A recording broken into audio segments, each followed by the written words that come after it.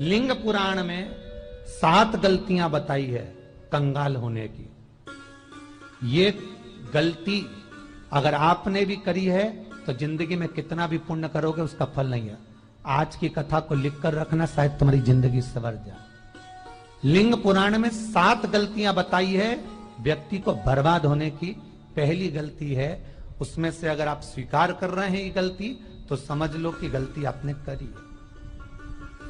गंगा जल तो बुलवाया टैंकर भरकर, 21,000 बेलपत्र भी समर्पित कर रहे हो।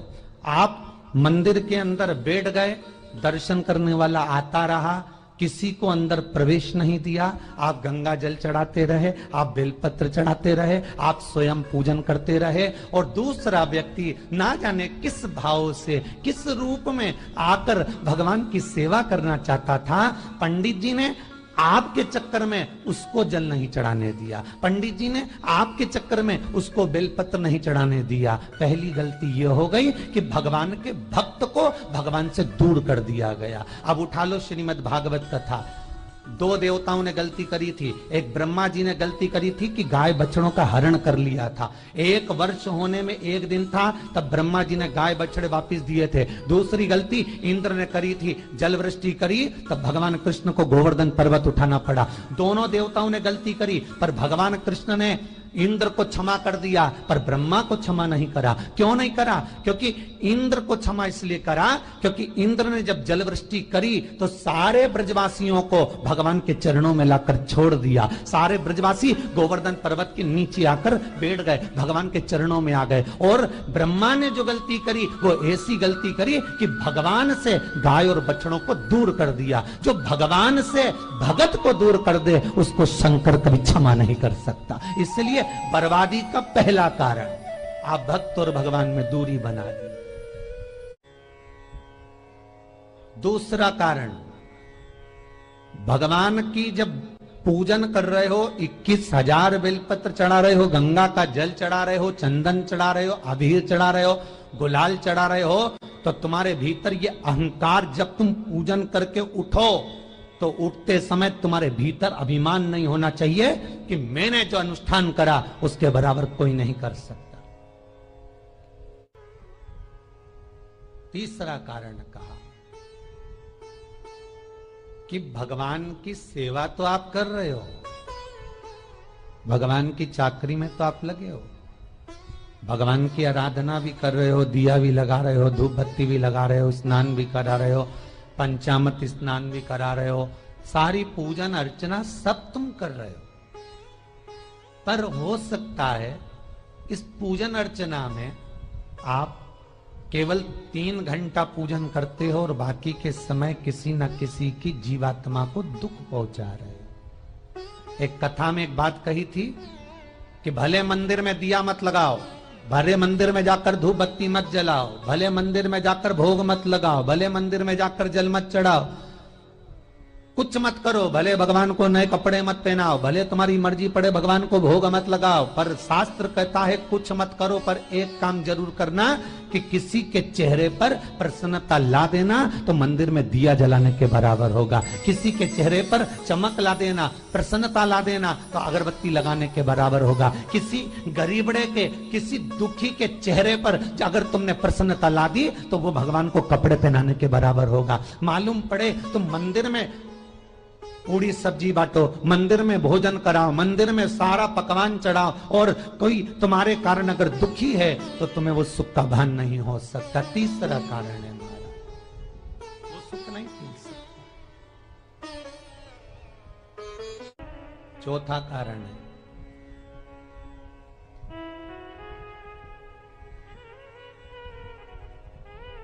महाराज, जिस मंत्र को पढ़ा जा रहा है, जिस मंत्र का स्मरण किया जा रहा है,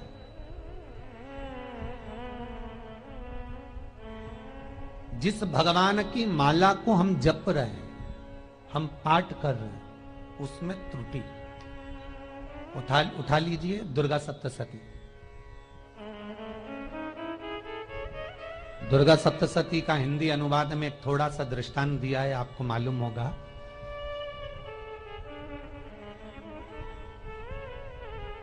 एक जजमान सप्तशती का पाठ कराते थे नवरात्रे में। नवरात्रे पूरे होते थे और उनकी पत्नी मर जाती थी। सप्तशती के अंदर लिखा है, बहुत ध्यान से सुनिएगा। दुर्गा सप्तशती का पाठ कराते थे और पत्नी नवरात्रे के बाद 4 महीना 3 महीने के बाद मर जाती थी। बहुत दुखी था सेठ। एक शादी करी, दूसरी करी, तीसरी करी, चौथी करी, चौथी पत्नी भी मर गई। बहुत दुख हुआ। आज वो गुरुजी के पास चले गया, गुरुदेव, गुरुजी, गुरुदेव, गुरुदेव। गुरुजी बोले क्या हो गया? सेठ जी बहुत दिनों के बाद आ रहे हो, क्या बात है गुरुदेव? मेरे को एक बात समझ में नहीं आती कि मैं नवरात्रे में सप्तशती का पाठ कराता हूं, देवी जी का यज्ञ करवाता हूं, माता रानी को चूनर पहनाता हूं, उनको सुंदर बिछुड़ी, पायल, चुनड़ी सब पहनाता हूं, कन्याओं का भोजन करवाता हूं, भंडारा करवाता हूं, जवारे बोता हूं, अखंड ज्योत लगाता हूं, पर नवरात्रि जैसी पूरी होती है उसके 2 महीने 3 महीने बाद मेरी पत्नी क्यों मर जाती है? 4 पत्नियां मेरी मर चुकी हैं, 5वीं मैंने शादी करी है। गुरुदेव आप कृपा करिएगा, कुछ तो बता दीजिए, कुछ करुणा कर दीजिए। गुरुजी बोले जब तू सब कुछ अच्छा कर रहा है, ज्योत भी जला रहा है, कन्या भोज भी करा रहा है, चुनड़ी भी चढ़ा रहा है, भंडारा भी कर रहा है, ज्योत भी लगा रहा है, जवारे भी बो रहा है, माता रानी की सेवा भी कर रहा है, अखंड रात्रि व्रत कर रहा है, सब कुछ तूने करा, यज्ञ भी करा, फिर तेरी पत्नी क्यों मर सकती है? ऐसा हो ही नहीं सकता। नहीं गुरुदेव, मेरी 5वीं शादी है गुरुदेव, अब की बार आप कृपा करिए। गुरुजी ने कहा तेरे पंडित जी को अनुष्ठान पर बुला, मैं कमरे में बैठकर सुनूंगा सप्तशती का पाठ, तब मैं ध्यान करूंगा। गुरुजी अंदर के कमरे में जाकर बैठ गए, ब्राह्मण पाठ करना प्रारंभ करा और ब्राह्मण ने पाठ करना प्रारंभ करा। उसमें एक शब्द आ गया, भार्यन्तु भक्षन्तु, भार्यन्तु भक्षन्तु। उसमें बोलना था भय पीड़ा को, हे जगत जननी तू भक्षण कर जा, पर ब्राह्मण बोलता था भार्यन्तु भक्षन्तु, मेरी पत्नी को, मेरी भार्या को तू भक्षण कर दे। पंडित जी जैसे ही बोले गुरुजी बाहर निकल कर आ गए। पंडित जी को रोका, रुकिए गुरुदेव, आप हर साल अनुष्ठान कर रहे हो जजमान के यहाँ और बोल देते हो भार्यन्तु भक्षन्तु, हे देवी तू मेरी पत्नी को खा जा, तो माँ हर बार उस पत्नी को निगल जाती है। निवेदन है, शब्द सुधार लीजिए, शब्द ठीक है। चौथा कारण है कि आप जो पाठ कर रहे हो, आप जो पूजन कर रहे हो, आप जो अनुष्ठान कर रहे हो, उसमें कुछ ना कुछ गलती जरूर हो रही है। ये चौथा कारण है।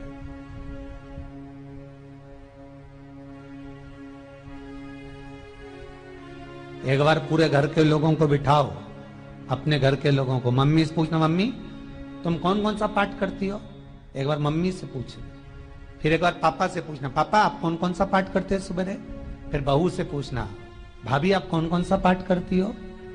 फिर छोटी दुल्हन से पूछना, छोटी दुल्हन तुम कौन कौन सा पाठ करती हो? भैया आप कौन कौन सा पाठ करते हो? आप कौन कौन सा पाठ करते हो? पूछना। जब घर के अंदर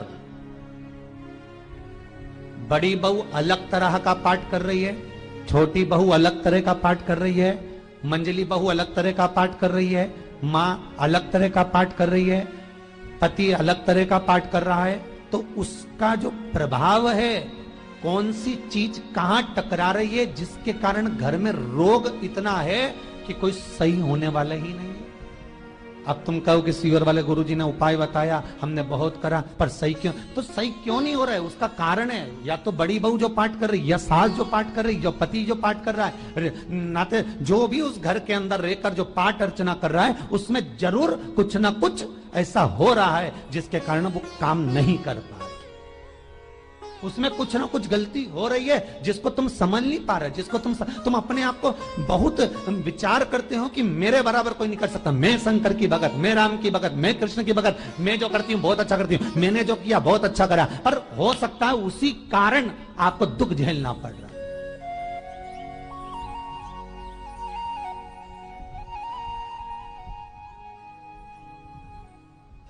उसी के कारण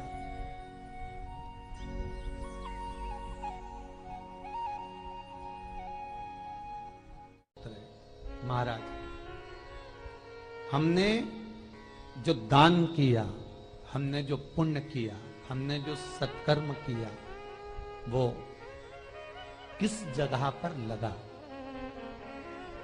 पांचवा सूत्र,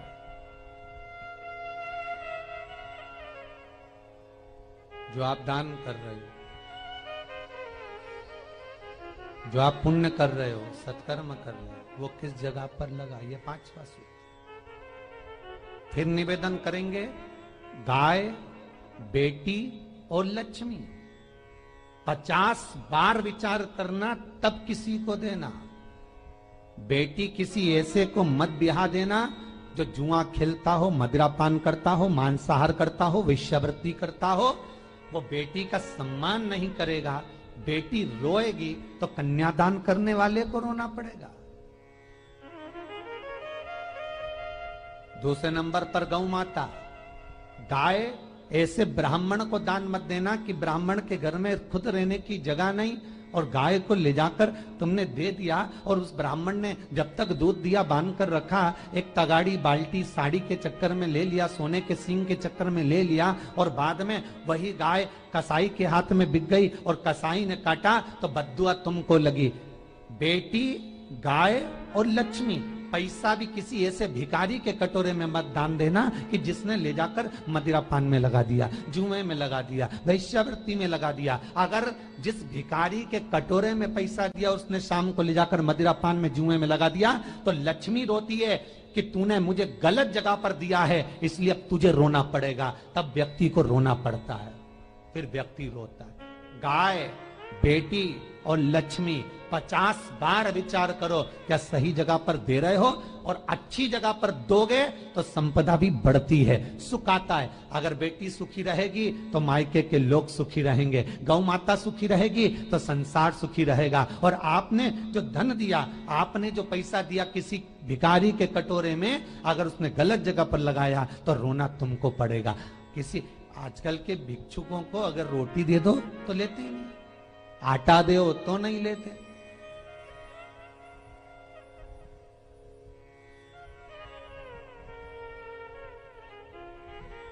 पहले के समय में जो भिक्षुक